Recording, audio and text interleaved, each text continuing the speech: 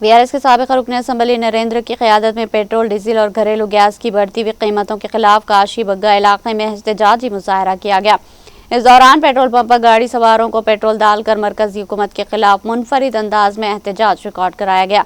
इस मौके पर साबिक एमएलए नरेंद्र ने कहा कि गुज़िश्ता 12 बरसों में वज़ीर आज़म नरेंद्र मोदी की क़यादत वाली बीजेपी हुकूमत ने पेट्रोल की कीमत में फ़ी लीटर 38 रुपये का इजाफा किया, जिससे आम आवाम पर शदीद माशी बोझ पड़ा है। उन्होंने कहा कि पेट्रोल और डीजल की कीमतों में इजाफे के बायस ट्रांसपोर्ट चार्जेस बढ़ गए, जिससे नतीजे में अशिया ज़रूरिया की कीमतें में भी इजाफा हुआ है।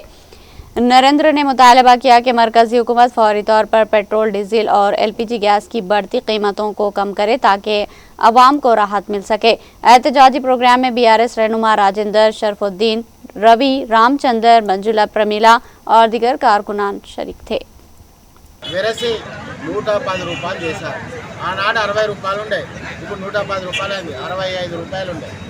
వెరసి 35 రూపాయలు రేటు పెరిగింది. రెండోది నీకు సెంట్రల్ ఎక్సైజ్ డ్యూటీ అనేది 21 టైమ్స్ పెరిగింది.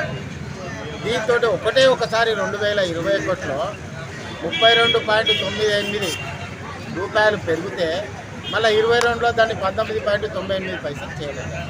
దాంతో 2026 నేటి వరకు అది వచ్చేసి 21 రూపాయి కాడ అయిపోయింది. దీని వెరసి 43 లక్షల కోట్లు కేంద్ర ప్రభుత్వానికి పోయింది. ఆ లెక్కలో ఈరోజు 110 రూపాయలు ఉందండి. 55 రూపాయలు రాష్ట్ర ప్రభుత్వానికి పోతుంది, 55 రూపాయలు కేంద్ర ప్రభుత్వానికి. మరి కేంద్రం అట్లా దగా చేసింది. మరి రేవంత్ రెడ్డి పొడుగు మాటలు మాట్లాడతాను. మరి ఈయనంటే సహకరించాలి కదా, ఈయనే సహకరించాడు, ఇద్దరు సహకరించారు. ఇప్పుడు మీరు అందరు విన్నారు, ఒక ఆటో కార్మికుడు కానీ, ఒక గూడ్స్ కార్మికుడు కానీ, ఓ టాక్సీ అన్న కానీ, ఓ టూ వీలర్ అతను కానీ, ఒక ప్రైవేటు ఎంప్లాయీ గుమస్తా కానీ వాళ్ళందరికీ కూడా స్టేట్మెంట్ మీరే ఇస్తున్నారు.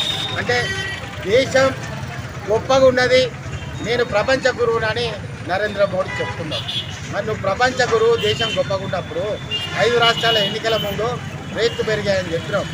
ఇప్పుడు ఇమ్మీడియట్లీ 3 రోజులు కూడా ఆగలే రేట్లు పెంచినాం. మరి ఇటువంటి అధ్వానమైనటువంటి పరిపాలన మిగిలింది.